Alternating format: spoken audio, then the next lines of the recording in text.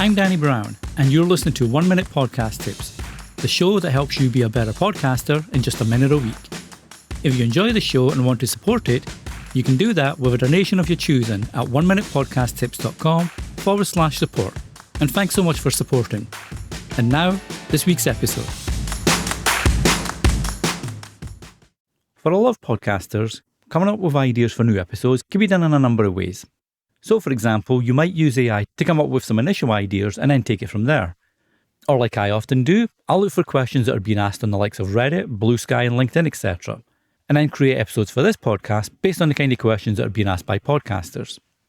However, there's another really simple way, and that's using your own analytics, especially the episode's overview analytics.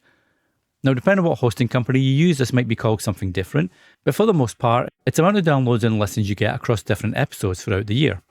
So for this example, I'm going to look at the top 10 episodes over the last 12 months.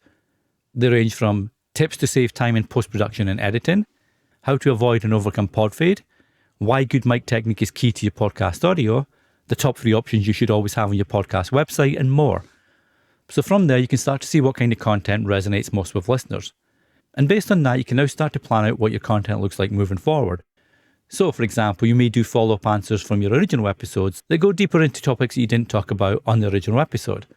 So, for instance, the top 3 options that you should always have on your podcast website, maybe I mentioned a newsletter sign-up form, an easy way to listen to your podcast, and an easy way to subscribe to your podcast or follow it for free. But from there, for a follow-up episode, I may want to talk about different newsletter platforms, or other ways to optimize your website for visitors. So, for example, a feedback form, or a way to leave a voicemail or send you a voice message, etc. The cool thing is, by using your own analytics, you're seeing exactly what listeners are being attracted to, and that can really help you plan out content that will continue to resonate and bring new listeners on board as well.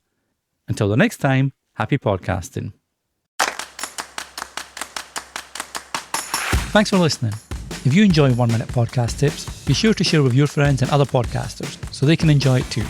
Until the next time, happy podcasting.